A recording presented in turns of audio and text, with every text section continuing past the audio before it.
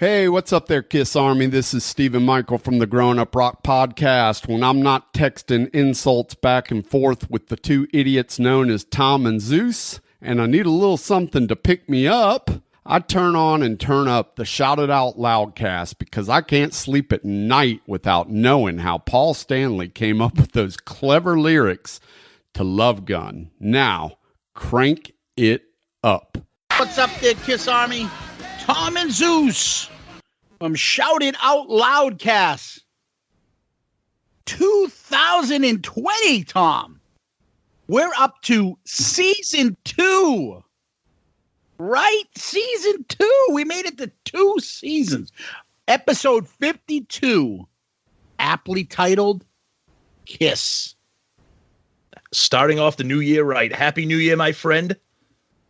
Happy New Year to you, too. It's season 2, Electric Boogaloo. That's right.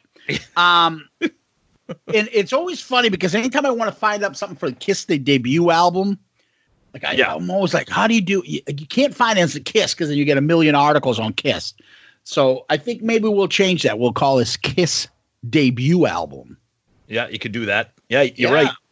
Yeah, I know that's the thing that stinks about searching for a band name named KISS. Anytime you try to research or look up anything. Yeah, and then you get all sorts of freakish shit. Oh, God. Pictures of Paul Stanley. So it's New Year. So any New Year's resolutions? Like everybody else, drop a few pounds. I don't know, maybe get the podcast up and running a little harder and faster and stronger. What else? How much harder, faster, and stronger can we go? Are we still talking about a podcast here? Harder, faster, stronger. No, talking about Nita Strauss that we were talking about on the fucking text exchange with the guys. And my mind went to that. God. Somebody all of a sudden it was a Nita Strauss picture. Who could post the fastest pictures of her? Oh, this is her bending over playing the guitar. Oh, this is her with the guitar between her legs. Oh, this is her working out with the guitar like on her lips. Like it was like, what the fuck? Those pervs over at Potter Than Hell, Grown Up Rock, and our good friend, who the fuck is Sonny Pooney, and also the new Murph Cratchit that is jumped on this text exchange are insane. We had at one point I was on a phone conversation today for 20 minutes. I got off. I had 70 missed texts on a 20-minute conversation with somebody. And all of them were as stupid as the next one. Right now I have 112 texts and it's still going off. Because those assholes know that we are recording and then just love to talk about dumb shit. That's right. But we love them. We love them. Hey, well, you're going to come here and watch, come with us on the cruise, the Monsters of Rock cruise, and, I'll hang up Sonny's smelly, dirty socks next to your bed, and you can crash next to Stephen Michael's ass. I mean, the stuff that they go on about here, huh? First of all, I don't want to go on a cruise with my wife. I am not going on a cruise with you friggin' hooligans. But you don't want to go see the reunited Bullet Boys or fucking Pretty Boy Floyd? I think fucking sleazebees will be handling the baggage for us.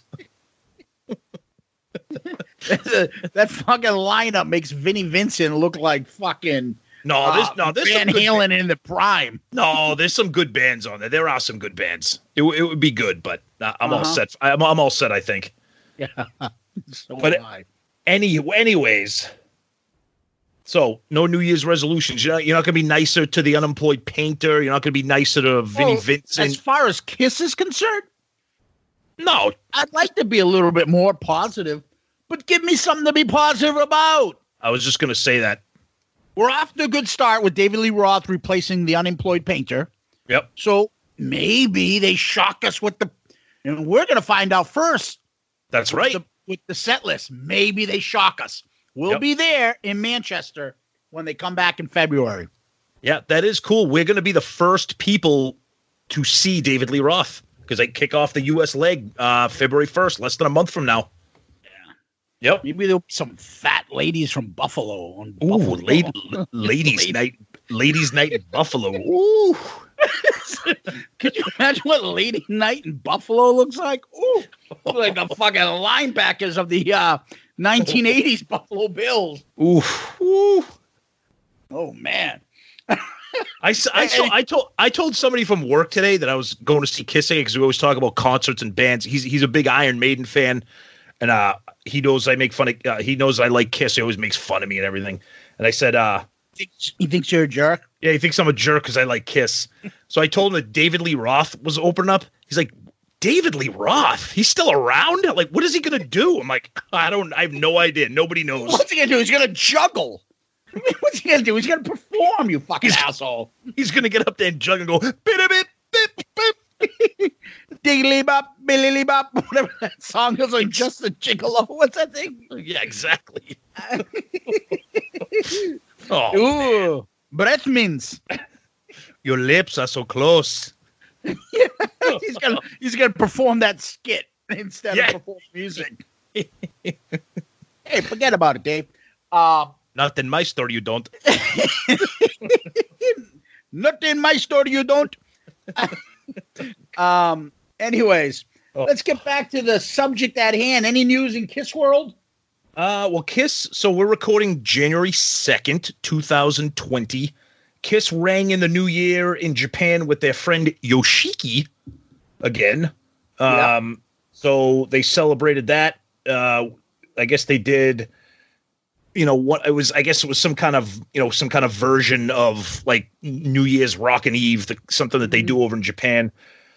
So they did that. Other than that, kind of quiet, still performing, no changes to the set list. The last I saw, I think Do You Love Me is still in the encore. We talked about that, I think, last episode. But no, with the band, no, but Gene put himself out there today on social media. What, you don't like putting ice cubes in your cereal? Dude, that's fucking demented. That is not a normal human thing to do. Does like your milk get like so warm or something? Like when you eat cereal that you need to put ice cubes in it? So the picture that he tweeted out, it had his bowl of cereal and then it had like the box, and it was like, first of all, he was eating like Oreo cookie cereal. Okay. But the funny thing is that the official Oreo Twitter page retweeted his thing and like was making fun of him for putting freaking ice cubes in his. I'm like, I don't know, Gene, he's just a fucking crazy old man. They should be making fun of him putting Oreo cookie cereal in that bowl. That's part of the problem too. Yeah. So other than that, it's been kind of quiet a little bit. Yeah. What did we put up for our polls? We talked about episodes, I think, of last year. What was what were people's favorite episodes from last year? Oh yeah, and somebody was funny on Twitter. Somebody said, let me see if I can pull it up here, because it was a holiday week, so the voting was a little bit down, but that's okay. We still love the people that did vote. So on Twitter and Facebook, the Kiss Jeopardy with Sonny and Chris Czynszak won. Yep. And somebody, it's Stanley Lives For You on Twitter. He goes, somebody needs to tell Jericho that he lost out to who the fuck is Sonny Pooty. So the Jeopardy was the big winner, which, man, we can't even get a high price celebrity like Jericho to beat that out. Yeah, we got to rig the next Jeopardy guy that comes on with us and get some idiot. God. Yeah, we need to play like Kiss Shoots and Ladders or something, like some fucking kids game. We need to play a game where you have to wear a helmet.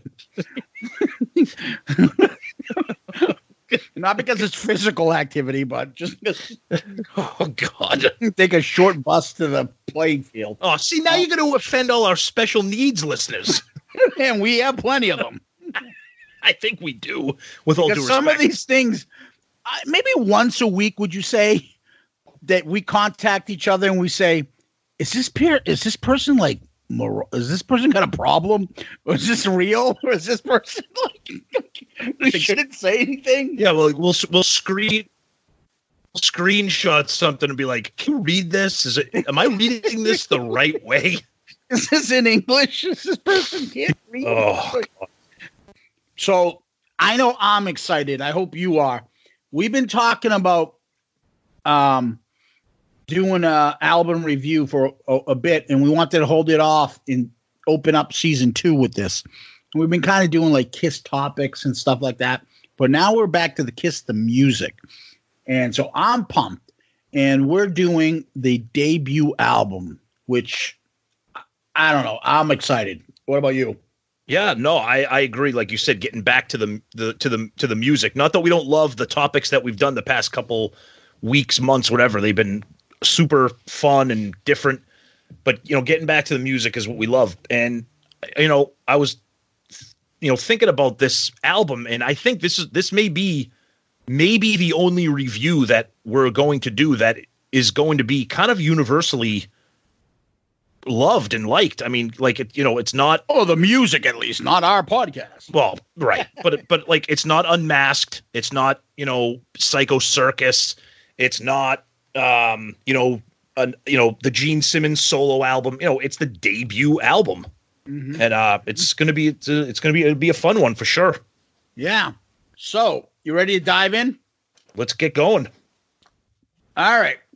So KISS the debut album. We're going to stick to really the album.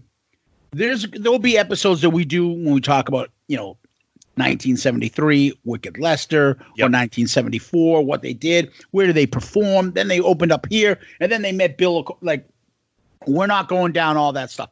We're talking specifically about this album and the music. So we know that the album was released in February 8th, 1974. Now, obviously, these songs weren't all done around that time. Some were earlier. Some were old Wicked Lester songs that were left around. Yep. Some were off that 5-track demo that they did with Eddie Kramer. Yep. But, in the end, they brought these 10 songs, and these 10 songs made the album. The producers, Tom? Yep. So it's produced by Richie Wise and Kenny Kerner, who were kind of new to the game. But back, new band, kind of new environment for everybody. We'll get into some of the commentary by the band members. Yep. But, you got Bill Aucoin managing the band. You got Joyce Bogart co-managing the band.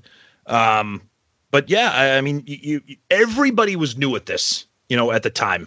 And so was Casablanca. Exactly. Right. And I think it's a pretty kick-ass debut you had a bunch of people that were kind of new at what they were doing. Yeah. And so they recorded this at Bell Sound Studios in New York. Yep.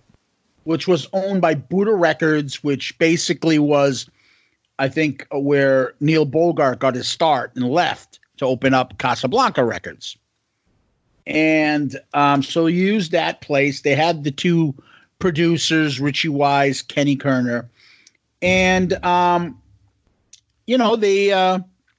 take the Wicked Lester songs, kiss them up, if you might say. Yep. Added a few.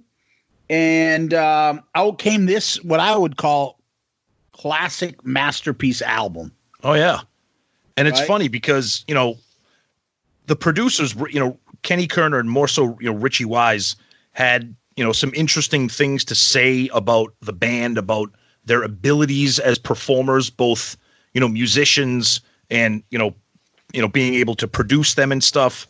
But I think before we get into, some of like the real deep background stuff, let's back up for a quick second and kind of do what we do when we do our album reviews, which is, our history with the album, our exposure with the album, your initial experiences with the debut album.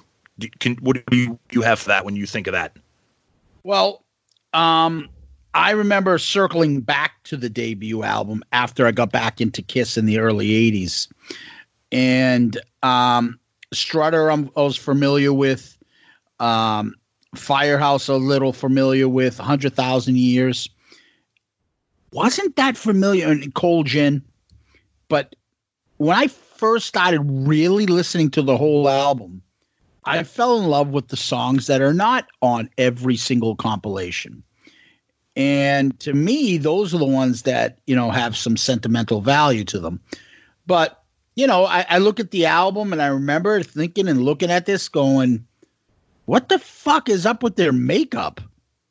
And oh, God, yeah. So, I think I circled back to this album, like I said, in the 80s and, never looked back. It's just right then at that point, I was already into KISS. And so I went right to the tracks that I didn't know that weren't on think about this album that weren't on 20 compilations. Yeah. Yeah. With this album, the actual debut album, I was exposed to a lot of these songs off when I got double platinum, but I got double platinum when I was like 6 years old. So I didn't know anything. And then my real love for the band was the Love Gun Alive 2 era. So coming back to this album, I remember getting it. And I was like, holy shit! All of these songs pretty much are on double platinum. And you just look at the track listing. I mean, it's a friggin' greatest hits album for the most part. I mean, almost all of these songs are kind of still played to this day. Maybe not all of them right now, but so yeah, I think our experience is the same. I don't think no one our age, I'm pretty sure, started with the debut album when it came to KISS. No. Well, maybe I did because my brother told me about it, and I was into them, and back then when I was into, Ted Nugent and a couple other bands. I got a couple posters, alternate shots. The makeup looks a little different. Couple, those posters are good. Yeah. Wonderful. Great story. Pat yourself on the back a little more. God love it. Bless you, babe. God bless you. Wish you luck in the future. See you later, poster child.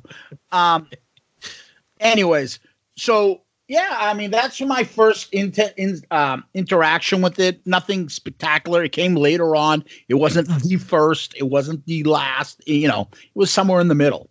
Yep.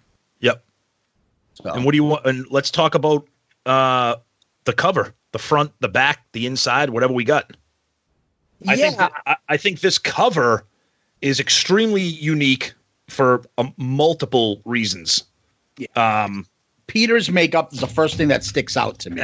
Absolutely. It's a fucking mess. It's a total disaster. The story goes that the other guys, as usual, did their makeup. For some reason, Peter took the professional that was there on call there and said, yeah, you can do my makeup. And what the fuck came out was that. Brutal. His his whiskers in the eyes are just horrible.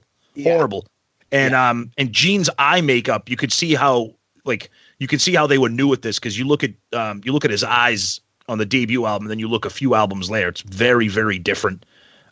Ace has the spray painted silver hair, which I think actually looks pretty.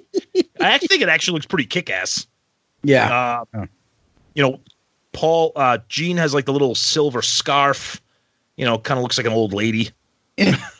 But they were kind of going for that Meet the Beatles 4 headshot type of appearance thing. Yeah, definitely. I think they kind of nailed it. I mean, I like the album cover, but I feel like the shot that we get on the cover of Alive is something that they should have used like a band performance photo for their debut album. But I don't know. Yeah, this is eye catching for sure. I just don't understand why the band or somebody be like, dude, this is your first album. Let's take our time. What the fuck are you doing with this makeup? Like, you're changing everything. Let's go back. We already got the photographer. Like, I don't care. Fix it. No, I agree. Stand the test of time. And anyways, the album itself, I love that they have the big logo in the background. I love that it's still kind of, a little red, but silver and black. Yep. Sparkly. Inside is always funny because I always like to look at weird shit that's in there. In the middle here, it says, "Where's Drago?" Yeah, I don't know. He's in Rocky 4. What do you mean? Where is he? Yeah, he's in Creed 2. Yeah, I wish we had some insider Maybe there's somebody out there that could message us and tell us exactly what that is. Yeah. There's just always some quirky stuff in there, and you know. What you mean like the Firehouse fire engine driven by the magnificent Eddie Salon? Is that Fireman Ed from the Jets? Exactly. Anyways, yeah, so I find that, it's interesting. At the end of the episode, we'll go over and we'll rank, compared to the other albums we've done so far. Oh, yeah. Yeah, definitely. Okay. Definitely. So you ready to go by tracks? Or do we? Well, hold on a sec. Before we finish, we still got to say the photo was done by, I think the guy's name was Joel Brodsky. Yes. Bill Bradsky. The album's gold certified. Obviously, It's probably gone way past that. Yep. We talked about it being recorded at Bell Sound Studios. The release party they did for this album, they had like a Casablanca theme. Oh, that's hilarious. You read about that. They had like camels and like a guy dressed as Humphrey Bogart. Yeah. And at the time, Casablanca was like a subsidiary, I think, of Warner Brothers. Yep. And they're like, what the fuck is this shit? Get those guys out of that makeup. Yep. And the band stood firm along with Bill and the band. They're like, fuck you. Yeah. And eventually Warner Brothers released Casablanca and like, get out of here. Yep. We're done with this shit. But I found that stuff to be pretty fascinating. Oh, yeah. And there's a good urban legend that's kind of put to rest here. So the photographer, like you mentioned, Joel Brodsky, apparently there was a story out there where he thought that they were clowns and he wanted them to hold balloons. He's like, the story about me wanting to put balloons behind them thinking they were circus clowns is not true. He said, I'm still proud of that album cover. But like I said earlier, Richie Wise had some interesting comments. He said that this is awful. He goes, in hindsight, Peter Criss was pretty terrible. At the time, I thought he was okay. He's like, the group didn't have a rock drum groove. Peter was a good guy. I remember liking him. In hindsight, he was very lucky to have been in that band. Ooh, yikes. Does that guy work for Paul? Yeah, no shit. I know. Yeah, I saw something earlier. They were talking about him having pitch problems. He couldn't hit. Yep. And so sometimes when they let go, it's better for Peter because they don't have to worry about that shit. Yep. Whatever. Stop shitting on my Peter. I'm just reading what I see. I know. I know. Pricks. So, ready to start? Yep. But before we do that, let's take a quick break while I go think about the back door. To have taken so long. Must have been a bitch while we were gone.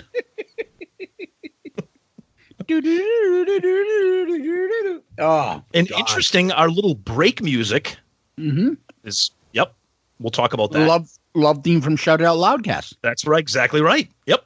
That's what I thought it was. That's they won't. That's right. So, all right. They open up with Betrayed.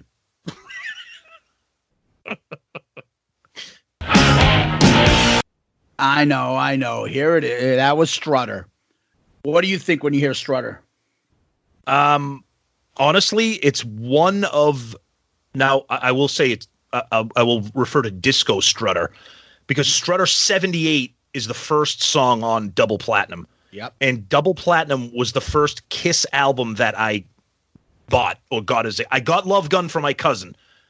When I hear Strutter, it's just. I'm sure there's a lot of KISS fans out there. You just get this massive wave of nostalgia when you hear that first opening beat to that song. I still love it to this day. I wish they would play it. It's just a terrific song. Okay, so here's what I think of Strutter. This is not the Strutter I grew up on. I grew up on Disco Strutter. Yep. So I remember when I circled back into KISS and got into KISS, the debut album, I'm like, what the fuck is this? I know. Yep. Holy New York accent. I know. She'll only make you cry. Like, right? That's very evident. Yep. The song comes as Paul rewrote lyrics to, yes, this was actually called Stanley the Parrot. Gene's song. You want me to play a quick clip of that? since it came from this, it's a Kiss thing. So let's hear a quick clip of Stanley the Parrot.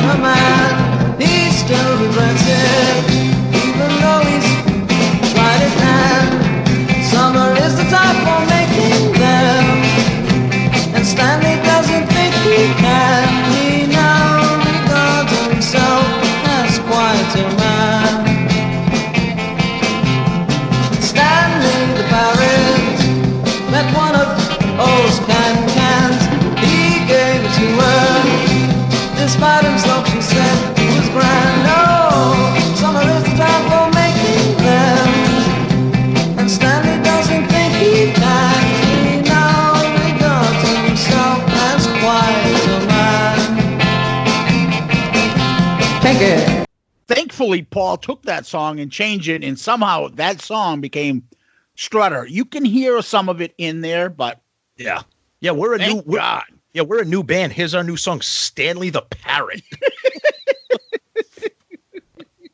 And I love too how Paul just we're getting a lot of information from the box set booklet, from Behind the Mask book. Paul, I like his honesty. He just blatantly is like, yeah, I just ripped it off and changed the lyrics. He's like, it's a tip of the hat to a Bob Dylan song called Just Like a Woman, when Bob Dylan says, she makes love just like a woman, but she breaks just like a little girl. In Strutter, she gets her satins like a lady. She gets her way just like a child. Musically, the song came quickly. Yeah, because you ripped half of it off, Paul, but that's okay. Yeah, but when I hear those lyrics, she's like, I'm thinking like she's a Woman to Me by Billy Joel. When I hear lyrics like that, as you were saying those out loud. Well, I always think I think if She's a Lady by Tom Jones. She's a lady. Anyways, I just, that's where my mind went when I hear lyrics like that. I know a couple facts about this. It was in Grand Theft Auto. I know that because I played it. Yep. I know Extreme covered it for Kiss My Ass. I know you like that. Oh, I love that. That's a great version. And the Donnas did it on the soundtrack to DRC, to Detroit which is also a very cool version. Yep. Yeah. Yep. Paul claims that this song has a very Stonesy kind of feel, and I can kind of see what he's talking about. It's not a hard rock crazy, like, yeah, I'm fucking here, Strutter. It's not a ballad. No. But it's a good song. It's a good, like, decent rock song. I could see that that bluesy, Stonesy, like early 70s, like Stonesy kind of era stuff. I like it. I love this song. It's one of my favorites for sure. Yeah, and it was obviously on the demo that they did with Eddie Kramer. Peter says it's one of the best rock songs ever written. Peter says these nice things about you, Paul. Jesus, be nice. Except for when he's calling everybody a fucko. This is when the band was a trio, so Ace wasn't even in the band at that time. Right. And, the only thing I can think of is I also want to add in, as far as the song goes, I like the solo and I like the outro. I think they're pretty solid. Yep. The guitar solo is pretty solid on this. And I would say that this song is on at least 15 to 16, 17 compilation albums. Oh God. Yeah. And we could say this about everything here. Pretty much half the album is on every compilation. Yep. Yeah. It's true. So, you ready to talk about some anal sex? Oh, it's my favorite. Wait, that came out wrong. Yeah. Well, Nothing to Lose. The first Kiss single. Strutter was the third single that failed to chart. Yep. This single also failed to chart. The first single by Kiss. And the love theme was, I think, side B on that. The first duet on the KISS album too, right?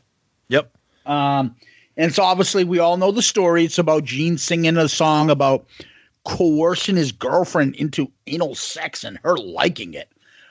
I always said I think that Gene may have fallen ass backwards into this song. Like, did he really mean that? Was that what he was really talking about?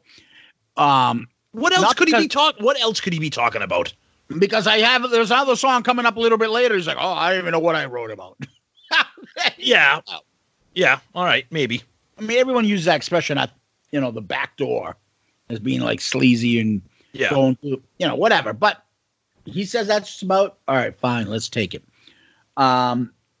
First duet, first to have an extra play on a KISS album. Yep. Bruce Foster plays the piano in the first introduction of the fifth member of KISS, Rolf.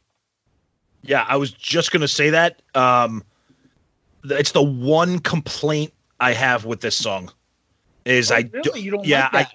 I don't like the piano because it gives it a groove that I just don't like. I don't want to hear that from KISS. Okay. I love the song. My all-time favorite version of it, and I'm sure a lot of people are going to agree, is the unplugged version. Yep. I don't like the chorus with the piano. It just doesn't sound like KISS. Yeah, so here's what I would say about that. This is why when I first heard this and got back into KISS, I was like, this has got to be a cover. The piano, It sounds like a classic rock song from the 50s and 60s. Like, you got like a little Richard thing. Yeah, and so they even say that they put in a little bit of a Jerry Lee Lewis piano into it. And it's not a keyboard, it's a piano. You can tell the difference. And that he goes in, I actually like it. I think it works. I like how they discuss, like, shit, if we put a piano in, who's going to bring a piano on stage? When are we going to do that? Like, we don't have a piano. Like, we don't have a piano player. But they just went along with it. And obviously became a very big staple, right? Live staple. Oh, yeah. Set list. It was on their first concert they did, the ABC concert they did in 74. This, Firehouse, and Black Diamond.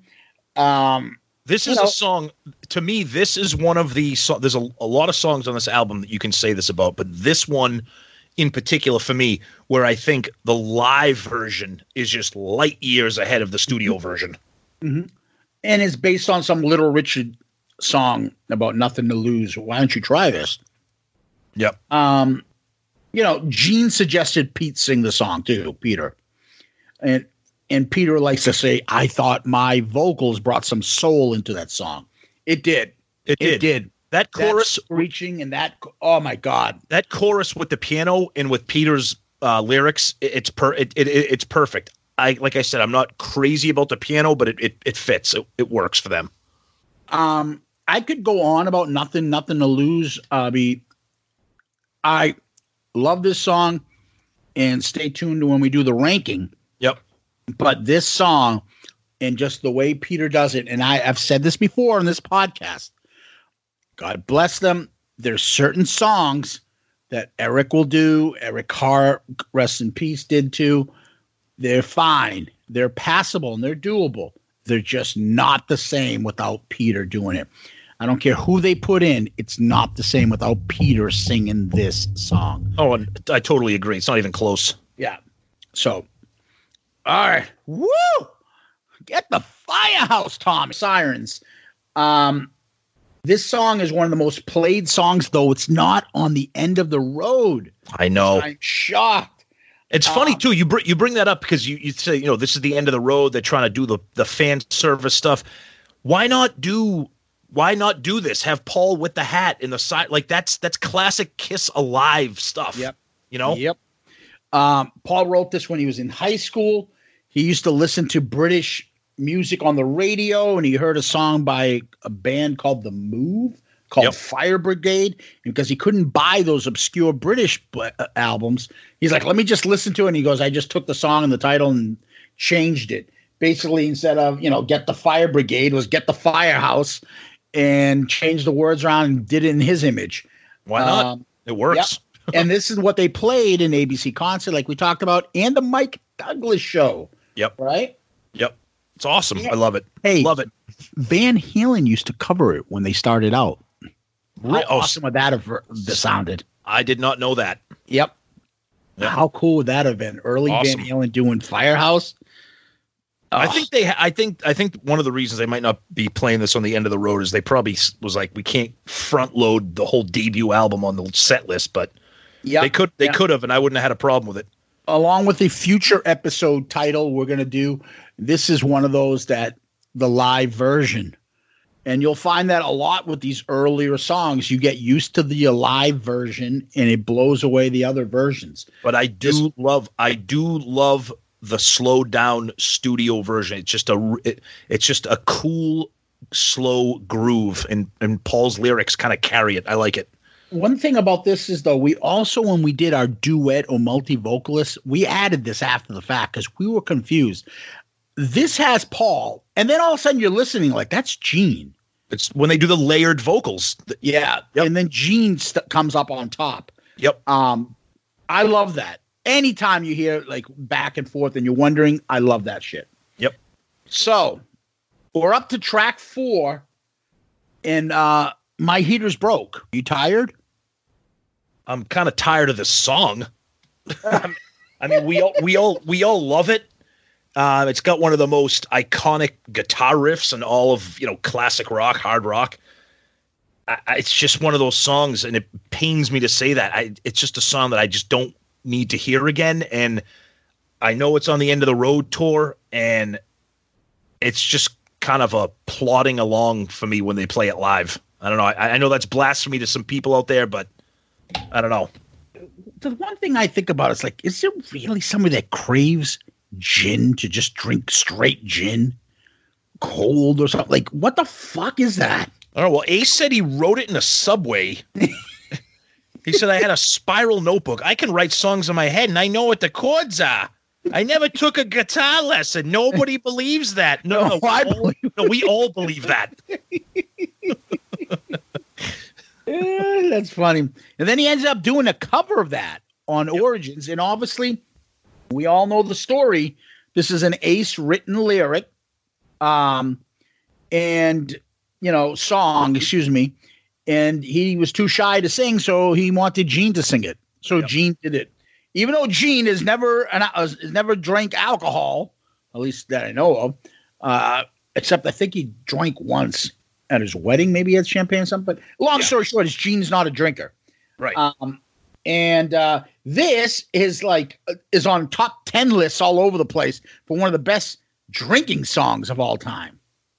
Yeah, it's according to what was it, Ultimate Classic Rock or one of those things. It was named the 7th best drinking song of all time. Guitar World. That's it. I'm sorry, Guitar World. That's what I was going to say. Yep. On liquor.com and 32 on timeout.com. Oh God. Yeah, he said it was inspired by Fire and Water, by Free, and basically Gene said he wrote the bridge, but turned down the writing credit. There was a second guitar solo in the demo that they cut out. I personally, I know it's kind of tough, but I love the guitar solo. Oh, absolutely. Yeah. I mean, it's a great song, but when I listen to it specifically now for this episode from the original, debut album, I liked it again and remembered why I liked it. Yeah. I think this is one of those songs. Again, we're gonna well, at least me, we're gonna kind of go back and forth, and we don't want to spoil it too much because it could be a future episode. I prefer the studio version to the live version of this. You do? Yes, I do. I do. Yeah? Yes, and I think the reason why, it's probably the same reason why I prefer Firehouse. The production on this album is so. Wait. You were saying that you like the studio on this. You said yes. Which is, and I just said I like the studio version of Firehouse too. Better than yes. Then you're I thought maybe I misheard all the other stuff. No. Oh, wow. No, and the reason being is the production on this album is so crystal clear to the point where people may call it thin, that you can hear every you can hear like every guitar chord crystal clear, every vocal crystal clear. And I just of course I like the versions on a live. Who doesn't? But I don't know. I like the studio version better. Now, obviously, the Cold Gin version on the Alive is good, but I don't know. Yeah. So the thing about Cold Gin is that riff. I hear that riff. That's me. Yeah. This is just me. On so many other songs, I think it's one of the most recognizable and one of the best riffs there are. Absolutely. And so when I hear Ace's riff on Cold Gin, I think somehow it ends up a little bit on Shock Me. I think it comes out on two Van Halen songs, Best of Both Worlds and Black and Blue. Yep. And I hear it on Lit Up from Buck Cherry. Oh, the whole intro to Buck Cherry Lit Up is Shock Me, just played faster. Which I feel is taken from Cold Gin a little. Yeah. And so now we're going to go on to song 5, but the first 4 songs, you got a Gene and Paul written song, Strutter. You got a Gene song, Nothing to Lose. You got a Paul song written, Firehouse. You got an Ace song, Cold Gin. No Peter yet, but think of a band that has a debut album. We're not going to really, but just quickly, while you're listening to this or whatever, a debut album with 4 absolute classics. Like legendary album classics, the first 4 songs. Some bands can do that, maybe the first 1 or 2, maybe 3. First 4 songs, stone cold classics for this band. And if you do figure it out, let me know. Song, love it. Was never really a huge fan of it. I think I've kind of matured a little bit. Everybody listening to this show knows that we're mature when it comes to Kiss and music. I think it's a cool song, It comes from the Sunday Driver song, that Gene came with back when he was writing with his buddy pedophile Steve Cornell. Sorry, Steve Petty. But I like it. It's a fun song. It's not a huge hit. It's not a rocker. But I think one of the cool things is the end of the song, known as the coda. They kind of move this over. They played at the end of She when they do. I think it's on Alive when they do that. Yeah, it used to be on Watching You, but they moved it to She. Yeah. Yes. Correct. Yeah. Yep. And I love that's one of the coolest spots of the entire song. But it's a fun song. It's a light song. Put it that way. Okay. So for me, I rank this song higher than most because I really like it. And it sticks out because it's not an overplayed Kiss song. Right. Where my nostalgia for this comes in? It comes in from the great and classic Kiss Exposed. Yep. Go ahead. When I first got Kiss Exposed and they were talking about it and they did a little history thing and they talked about Let Me Know. And I'm like, I didn't know that. This is when, I was still in junior high school getting that stuff. And I found all that shit fascinating. So I wanted to go back and listen to it. Yep. So to me, it's one of the first things I think about my love of Kiss is Kiss Exposed and them talking about Sunday Driver being the first song they did.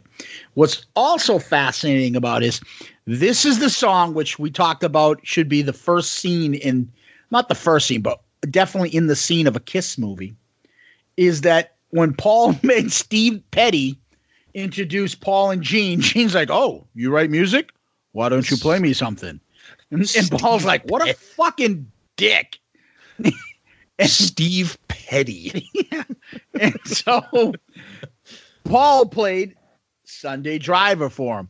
And even Gene says it. That's when Paul Stanley thought Gene Simmons was an asshole. Yeah. I wasn't being arrogant. I was just asking him to play me something. And I can totally see Gene but I do believe that Gene had no idea that he was coming across like an asshole. Yeah. Oh, of course. Kind of like he does now. Yeah. Dude, you look like a dick. Yeah. Let me tell you something. Yep. You, the fan, are going to play me a song, and we're going to take this song.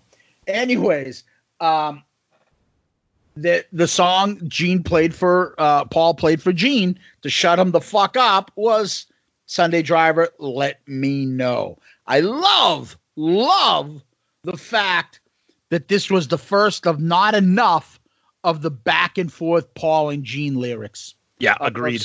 Yep, we talk about that a lot. This song, they do an excellent job of exchanging vocals back and forth. Back and forth. This was awesome. Yep. One of my favorite. And I think when we did, wink, wink, if you want to listen to our previous episodes of KISS duets and multi-vocalists, that this got ranked higher because just that style. It may not be as good of a song, but the way they went back and forth on this was excellent. Yep. Absolutely. Love that back and forth. They added the bridge in the coda from when they did the Wiskett Lester version. And what I also like is a couple different things. If you really want to hear a great thing, go listen to You Wanted the Best, that live album.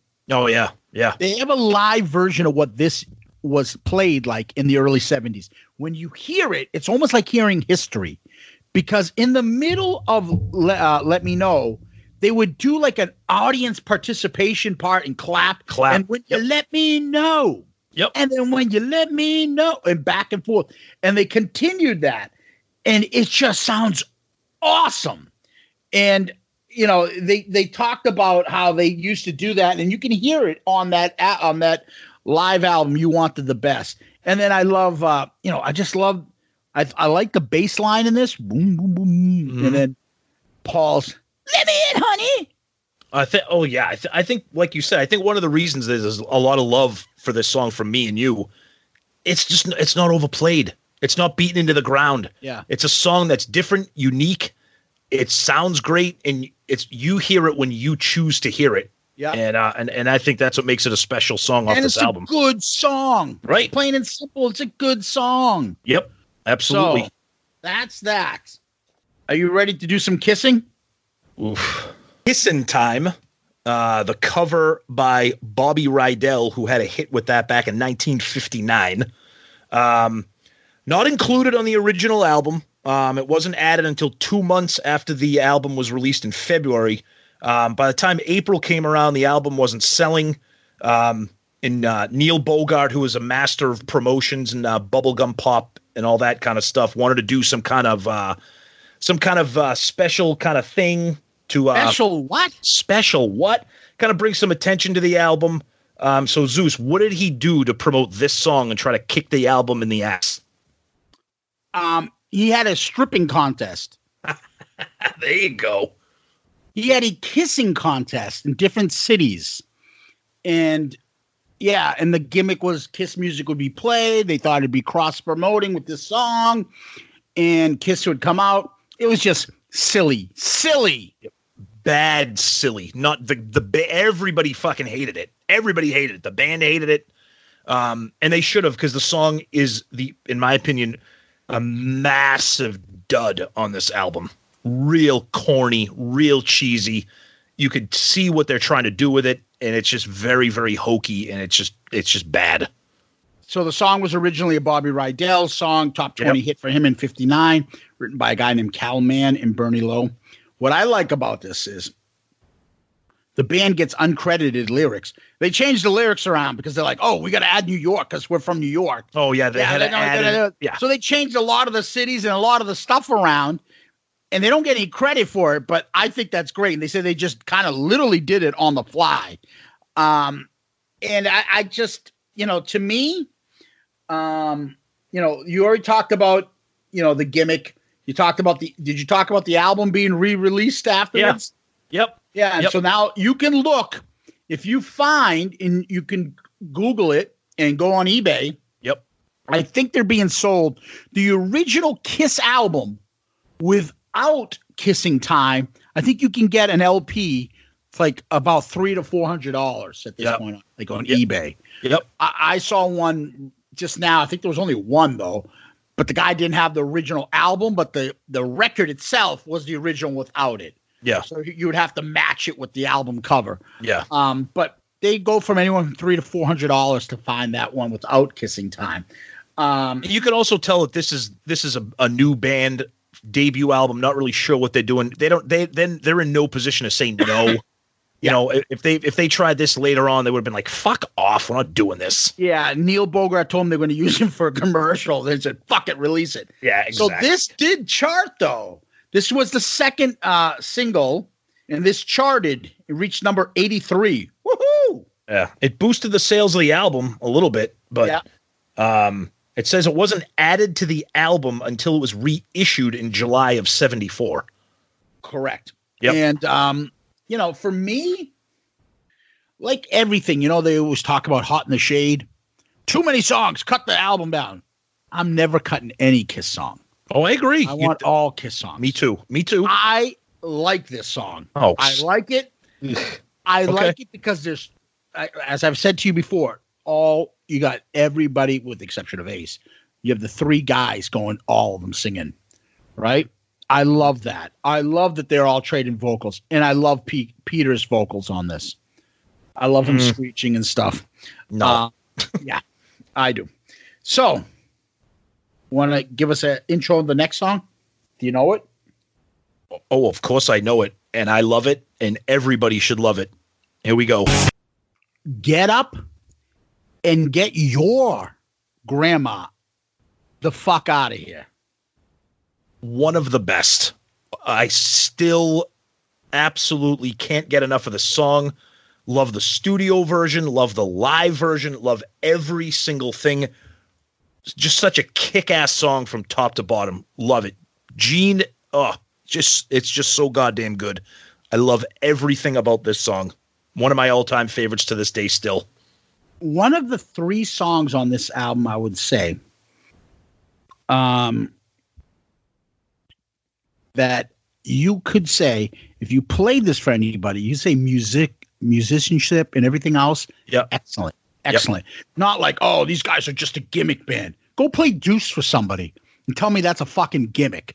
And Ace's solo, badass solo. It's just so good. So it was the traditional opener for them for years. They finally went back to it again, right? Yep. We all know about the dance in the middle, the set back and forth, the swaying. Awesome. That Sean Delaney told them to do. Like, why don't you guys, and he choreographed that with them. The bass line is from Bitch, right? And the Raspberries Go All the Way. Paul said he wrote that, the opening riff into that to start it up. And you can hear that for sure when you hear that. Yep. You know, the song was the song that Ace played. When he tried out for them, they played Deuce, and he said, "Why don't you come in on this?" And that shows you how ridiculously talented Ace is. They're like, "Yeah, we're gonna play Deuce. Why don't you just jump in on it?" And he just fucking burned the place down with his solos and his lead guitar ability with this. And this is one of my favorite things. Gene says, "Lyrically, I had no idea what I was talking about." Well, it's funny because then you go and pull up some of the information in the. How about you give me a little bit? How about you give me a little information? Then you pull up the booklet that comes with the box set, and that's when he says, he gets a little offensive, and he talks about how the man. What's that? Defensive. Well, he gets defensive, but then he says a couple things that could be deemed offensive as well. Okay. When he talks about, the man is working twice as hard. He comes home from work. Mm-hmm. The wife is there waiting for him. Things change to this day. Maybe kind of. So he in the box set book, he kind of gives a little bit of a early theory behind the song. I think he's probably trying to step away from that a little bit. I don't know. Hey, why don't you give your man a deuce? He's been working hard all day. Yeah, I mean, we've heard a couple different theories about what a deuce is. Some people say it's a blowjob. Some people say it's, I don't know. It's some people fucking Cleveland steamer. Yeah, he gave him a fucking Pittsburgh platter for all we know. I don't know. Dirty Sanchez. Exactly. Portuguese breakfast. Oh, the fucking rusty trombone. Ralphie reach around. Oh, God. You can do this all day. Wrong? Holy shit. I knew we would devolve sooner or later. Anyways. It was all played as their opener for years, and then he dropped it in the middle 70s, late 70s, and then it came back in Hot in the Shade. Yep. Your favorite tour. Yep. And well, no, they didn't open up Hot in the Shade with this. No, but they started playing it back. Oh, I'm sorry. Yes. Okay. I misunderstood. Yeah. Yeah. And they this was the opener on the reunion tour, which I loved. Yeah. Gene says he wrote it on the bus. And my I like is when the opening days when they started playing their sets, when they ran out of songs and people would scream for more, they would come and play Deuce again as the second time. Yeah, because they had like no music. I just have to add. Go ahead. Guitar. The bass line is the beginning of the Gene love affair of the boom. The sliding bass. Yep. Boom. I love that. And that's awesome. The solo and the outro, and then Gene, yeah. Yep. And the guitar just goes, oh my God, that is so. Tell me that's a fucking gimmick band when you hear that. Give me a fucking break. It's funny. This is the 7th song on the album, and as much as we've talked about all the other songs, we love all of them for the most part. This to me is the first like real in your face kick-ass rock song on the album. All the other songs are good and they all have a hard rock. Right. And they all have a good groove and a swagger. This one is like an actual like kick-ass hard rock song. Yep. And then go ahead. Fall in Love. That's Love Theme from KISS.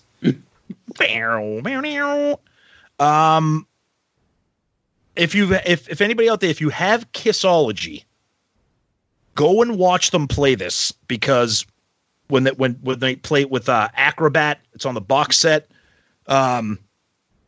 It's amazing, because Love Theme from KISS on its own, as it appears on this album, it is what it is. It's like 70s porno music. I mean, yeah, exactly. I think it's kind of cool. It was originally 7 minutes long. It started off with an instrumental. It went into the other section called "You're Much Too Young." You're much too young. Yeah. Acrobat becomes Love Theme from KISS. Then it went off into a Detroit Rock City riff. There's a lot. What? Which Paul ripped off, but never gave me credit for. Yeah, exactly. Of course, they still have to fight. Does somebody have a fucking issue? Like, they don't let shit go. Never. Nope. Oh. Now, this version is whatever. But I would definitely check out the version on the box set and on Kissology. And another little cool thing about this, if you have the CD, it says Love Theme from KISS, and they rewrite KISS in the font, the KISS lettering font on the track listing. It's a cool little artistic thing they did there. So yeah, Love Theme from KISS. That's it. I remember, I'll never forget the first time I heard this. I'm like, what the fuck am I listening to right now? I guess there was in some Sofia Coppola movie called Somewhere. Yeah, I would throw that in there. I have no What's idea. wrong with them? I don't know. And then it was like, we all know it was a fucking long song, and thank God they cut it. What are you eating a bag of Doritos? No, why is that loud? Yes. You see this? What is that? It's a fucking annoying CVS receipt that's almost as tall as I am. It's next to me. It's dude, look at the size of this. It's about as tall as I am. It's like 3 feet long. Yeah. It's for 2 Amazon cards I got for Christmas. And now that my nephews have already used them. Well, I see some coupons there. Maybe we can raffle those off to our listeners. Does anybody want $1 off all beverages in the cooler? $2 off anything by Kotex. $2 off any $10 of any Always. Isn't that tampons? I cannot believe we're not editing this out. This is staying in the episode. Was it making a lot of noise? I was just cleaning up while you were talking. Welcome to the new segment where Zeus and I review feminine hygiene products. I was just cleaning up my area over here. I didn't know it was disturbing you. No, you're not disturbing me. I thought you were like unwrapping like a fucking small Italian sub or something. No, it was a fucking CVS receipt. It's like a fucking bridesmaid's friggin' veil. It's huge. Anyways. All right. We're done with this fucking Love Theme shit. All right. Oh, last thing I want to add here is Gene says that the bass solo sounds like a little bit of the break in the bass solo in My Generation. when they do the break, my generation, then also John yeah. whistles like little bass when the band stops. Yep. Yeah. And that was the very common theme to call something a love theme, apparently in the 70s. Oh yeah. True. Right? That's true. They would have Yep. love themes, and that's what they would do for instrumentals. But whatever. I don't know. We could go on and on. It could go on for about how long? 100,000 years. What a good song. Sorry to have taken so long. Yep. Speaking of long, fucking 12-minute version on Kiss Alive of this. Holy fuck balls. What do you think of the song on the studio album? This song is weird for me. I'm conflicted with this song because there are parts of the song that I love. Like, I love the intro. I love just that little bass and how it gets faster and faster, and then and then the drums kick in. I love the solo. I don't like the verses and I don't like I don't like that flow of the song. It's kind of weird. It's just, I don't know. I love the thought of the lyric. I love it must have been a bitch, but I don't get what he's saying. It must have been a bitch while I'm gone, while I was gone. Like while I was gone. Yeah. Yeah. It's a little tangled there. Yeah. Yeah. Gene says he read a book called 100,000 Years where 100,000 years ago we were visited by aliens. I was reading all kinds of space and time continuum stuff, and it was all swirling in my head. And I started to think, what happens if you're an astronaut and you leave? Then he goes, I wrote it while I was working at the Puerto Rican Interagency Council. With Juan Epstein? Epstein didn't kill himself. Yeah, I mean, I love it. I think this is iconic on the live album. It's just Paul Stanley just riffing in his banter and the drum solo and just all kinds of crazy shit. If you listen to the show, you've heard the live version. But that is just epic on Kiss Alive. Yeah. Oh, go ahead. No, I was just gonna say the drum solo is great.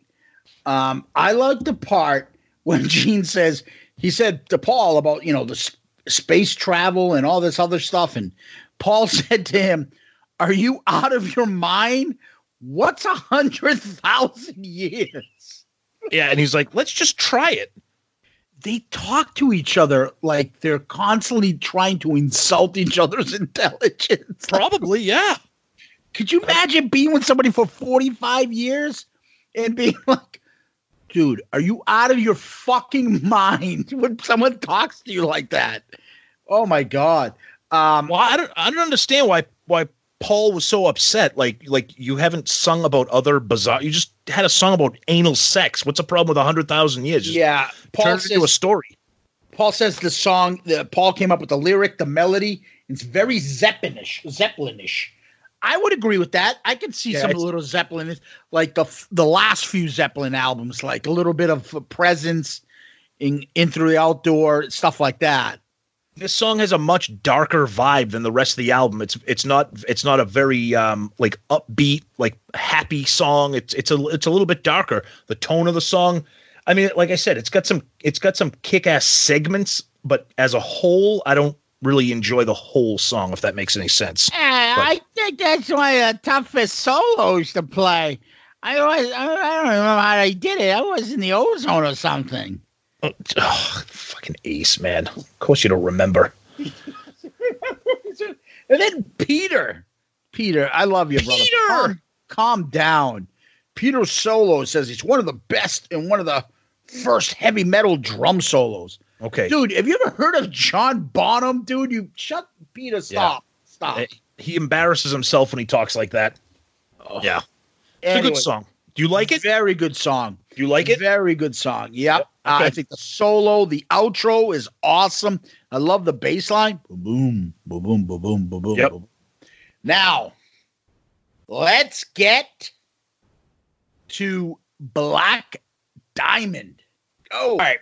So on this podcast, you will find that we will review every KISS album, every KISS song. I am not sure that I can give any song more accolades than this. So I always like to tell Tom, oh, don't tell everybody this. Oh, we got to save it. We got to rank these. We'll leave it to the end. Hard to, hide my admiration for this song.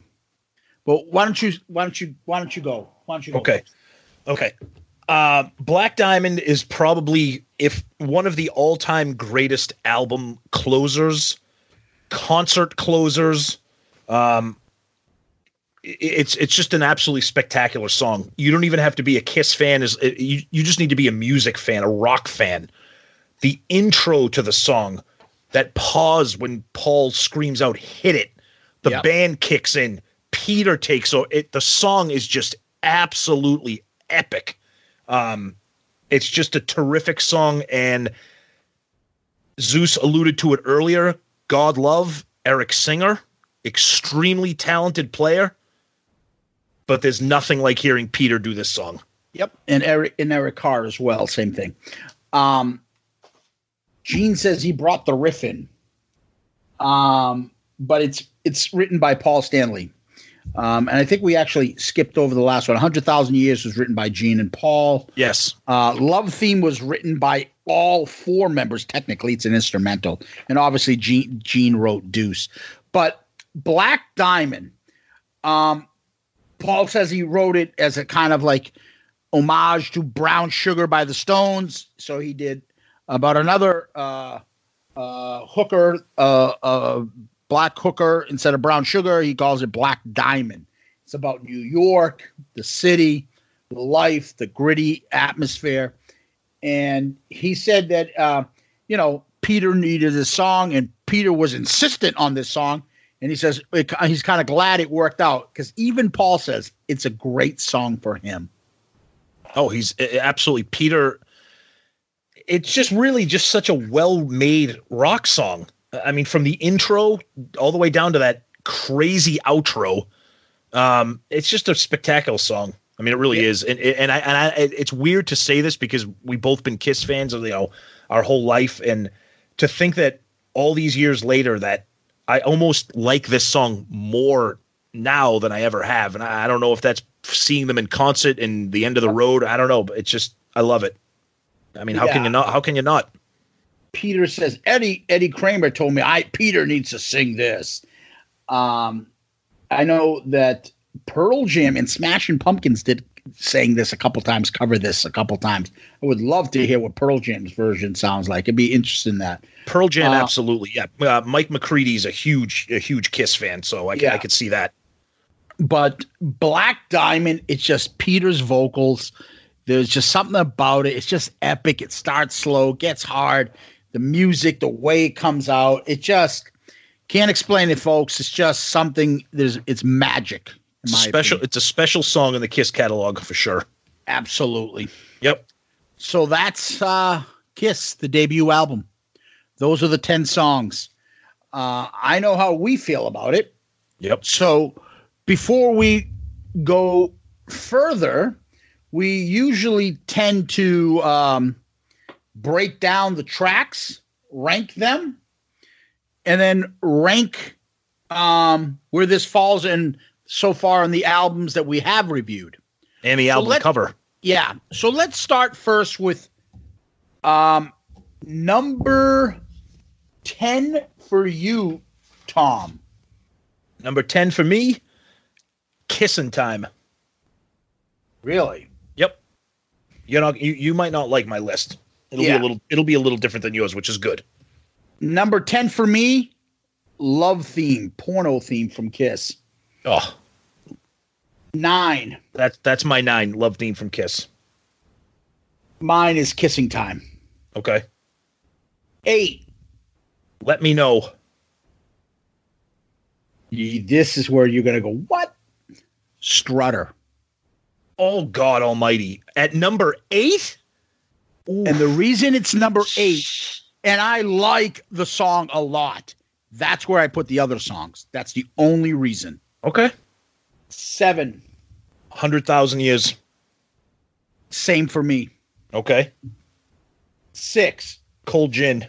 Same for me. Interesting. 5. Nothing to Lose. Oh, let me know. I had it that high. Okay. 4 for you. Firehouse. Woo! Gene's ass set the house on fire at number 4 for me. Oh, okay. 3. Strutter. Yeah, that's the one, the big difference between you and I. Number 3 for me. Yep.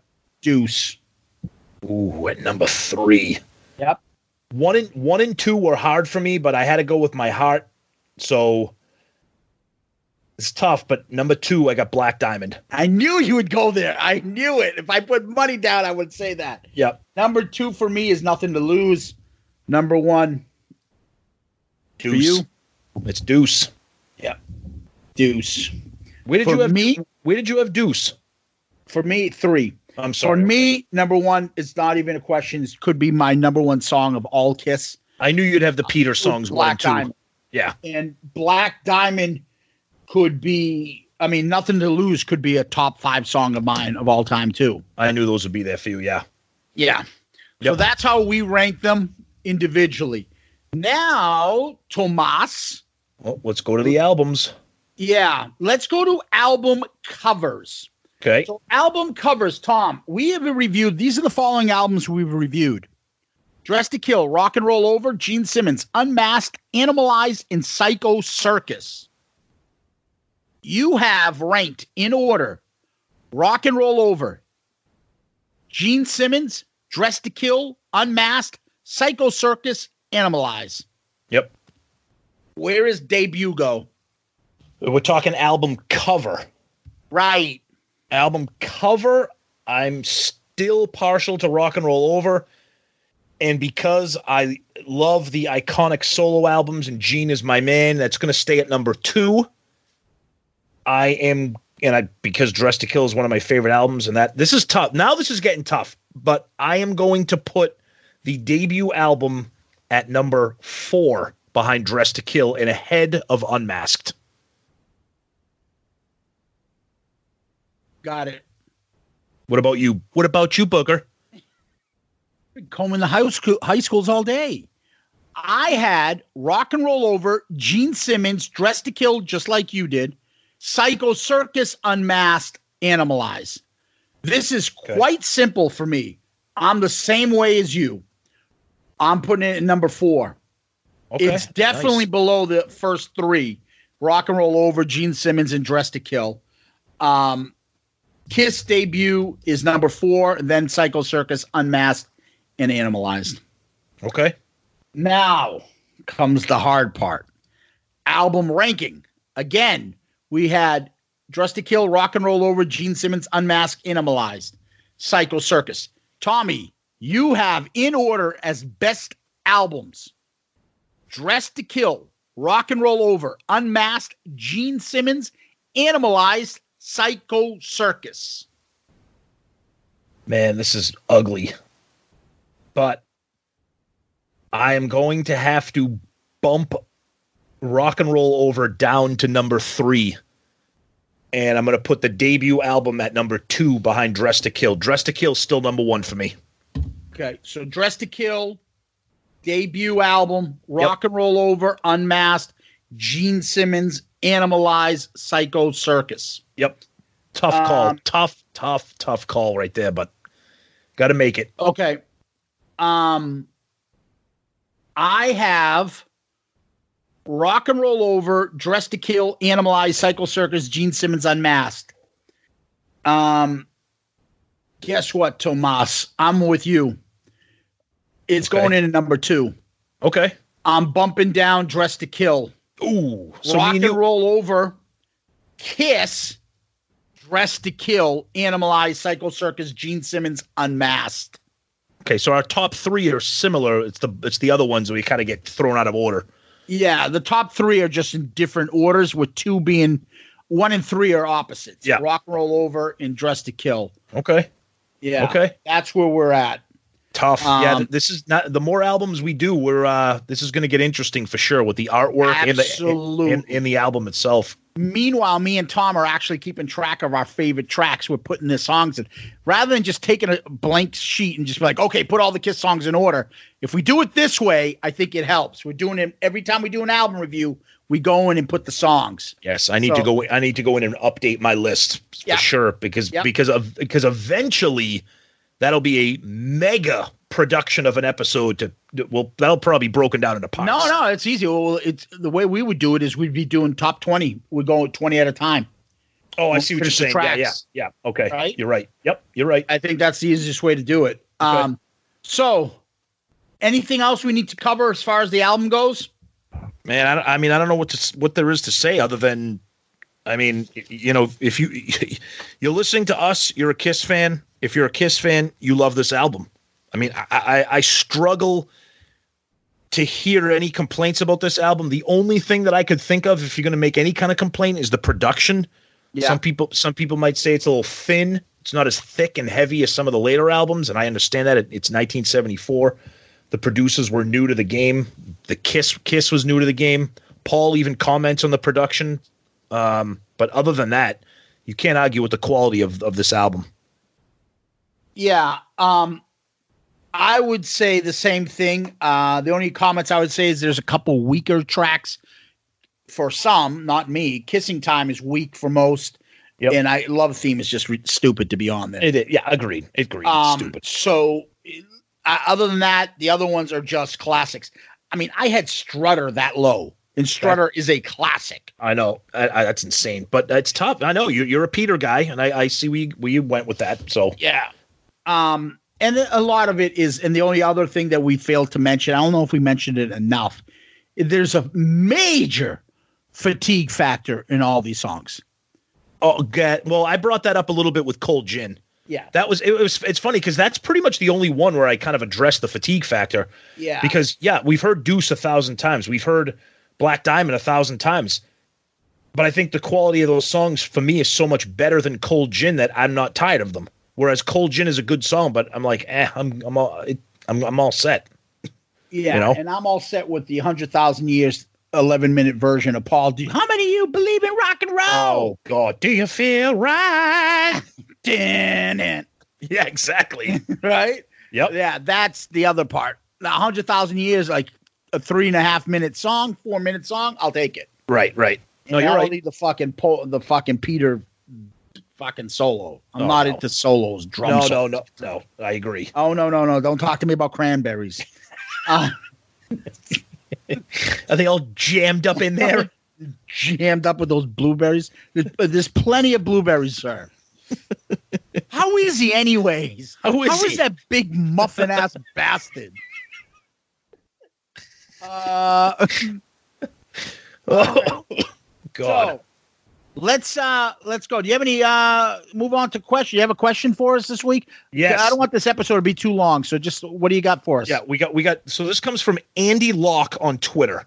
Okay. He said, I'm a huge KISS fan and a huge wrestling fan. Having Jericho on your show was incredible. So in the spirit of wrestling, my question is this: if you were a wrestler, what KISS song is your walkout music?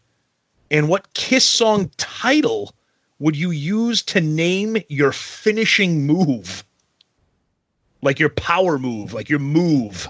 So what would you come out with? I would come out to War Machine like some other wrestlers have done. Okay.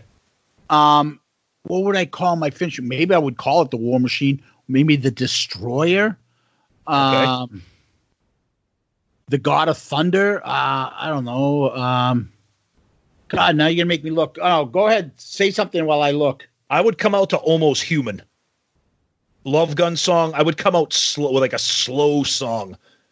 Almost Human would be me, and then my move. The Shandy. I don't know. Maybe my move will be the Hooligan.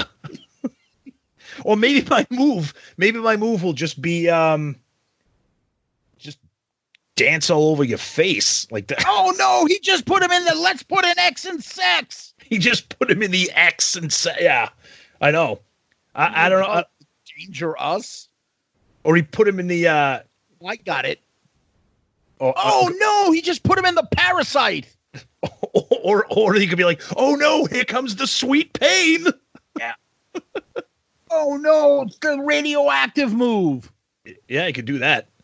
Right? Yep. I don't know. I would probably say the God of Thunder. I mean, not the God of Thunder. I would probably say the War Machine. Something like that. Yeah, War Machine definitely going to be your move, but the song that come out too. Nope, that's a good one though, Andy. Thank you for listening and for being a fan. That's a fun one. Thank you, buddy. Absolutely. Yep. So we're on to 2020.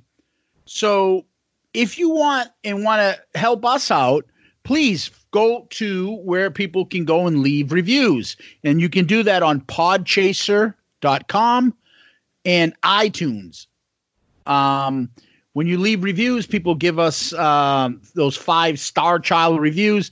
Other people can find us. We move up in the rankings. We get out to more and more people, and KISS Army expands, which is what we like. People can find us on iTunes, Google Play, Stitcher, Spotify, iHeartRadio, YouTube. Speaking of YouTube, there's some guy out there all of a sudden, Tommy, that's commented on 15 other things. Speaking of people that we're not sure if they're mentally stable or not, there's somebody that just like started commenting, and half the comments are like, dude, we got our first hater. I don't know if he's hating us, hate listening us, dude, but then he's listened to all our episodes all of a sudden. He's binging our episodes on YouTube and leaves us comments, and I can't tell if he's trolling us or if he truly is doesn't like us, which I think is hilarious, because there was one episode where he actually called us, and I don't know where he's from because I've never heard anybody in America use this as an insult. Oh, I've heard that. I've heard it. He called us twat waffles. No, I've heard that before though. And then he was bitching about us, saying he's like, Jesus Christ, Paul's not getting a lift. It's 90% lip syncing. But I look forward to it because he listened. I mean, God love him. He's listened to our episode, so he must like us. But every episode, he just has something negative to say about us on this show. So, hey, God love you, babe. Wish you luck in the future. Yeah, say a prayer, fruitcake. Exactly. Don't forget, you can email us at shoutitoutloudcast@gmail.com. Shoutitoutloudcast@gmail.com. I had a couple I wanted to read, but I don't want this episode to go too long. We'll save one. No, this go ahead. one is from Tony. And if I can pronounce it correctly, Tony's last name is Musalam. And he is the guitarist from Restrained. Yep. And the title is Merry Christmas and Happy New Year. Hey guys, I hope you had a wonderful Christmas and that you and your families are doing well. I just want to thank you for the many shout outs you've given me and my band over the past few episodes. And here's another. I really appreciate the support. When I first heard Zeus say, and fucking Tony Musalam, I almost spit my coffee all over my windshield. You totally caught me off guard and had me absolutely dying driving to work. By the way, I'd still take AC's Goofy Torpedo Girl over Save Your Love any day. Oof. Even my brother agreed that song is bad. Well, Jesus, if your brother agreed, then okay, then that we're done, Tony. We'll shut down shop. No more opinions. It's over. Tony wins. And his brother agreed. We're done. Final episode. Yep. All he needs to tell us is that he got Bill Clinton to agree, and then we're done. I agree. I need to hear more of that bitch song. Save your love, motherfuckers. I love that torpedo girl. Oh, I give many girls my torpedo. All right, go ahead. I shoved my torpedo in Monica's fat ass. Oh, here we go. Anyways, seriously, guys, I love listening to your podcast. I look forward to catching the new episode every week. In between new episodes, I have been going backwards through your catalog, getting caught up on all the past podcasts. I must say, you can really hear the growth from your earlier episodes to the most recent ones. Growth in the production value and standards.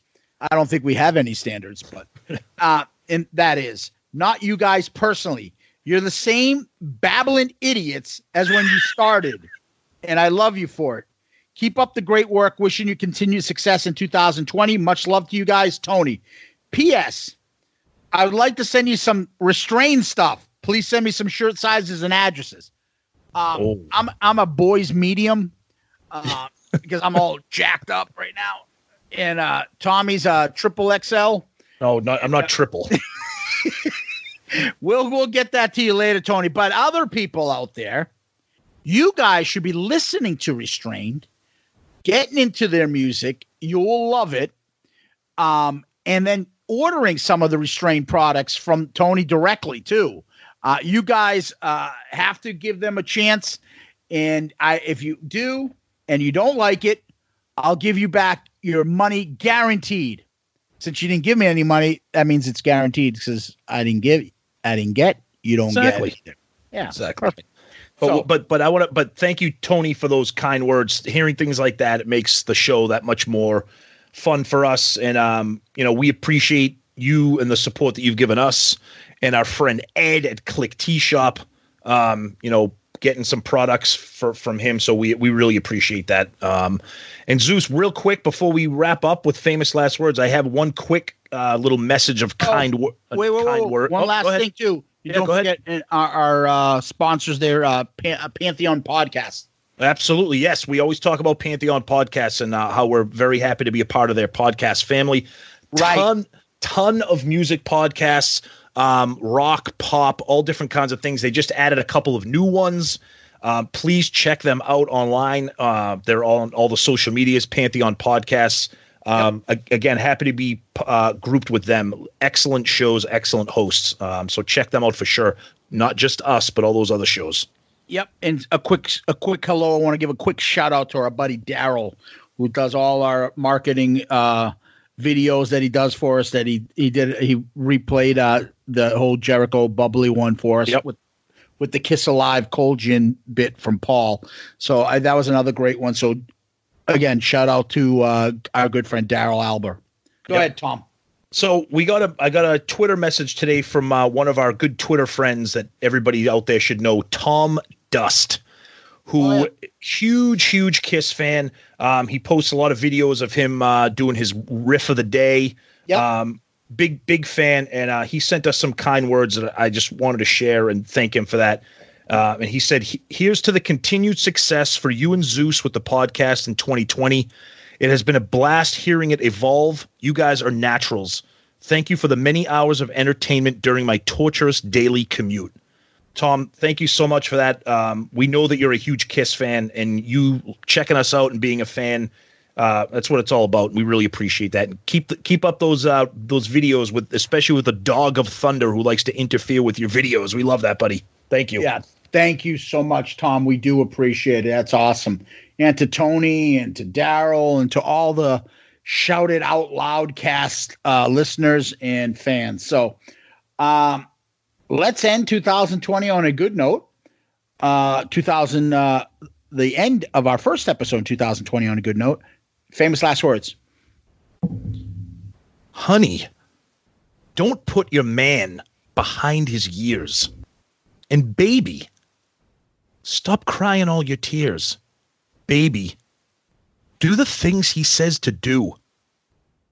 Do it. That Paul gets me. Do it. I love every it. time. She's like bad weather, but it seems so good. You'd never leave her, but you know you should. Excellent. Bravo. Thank you, Kiss Army. Thank you, Tom. Thank you, everybody out there. We appreciate it as always. Enjoy and Happy New Year to everybody out there. Thank you. Peace out, Girl Scout.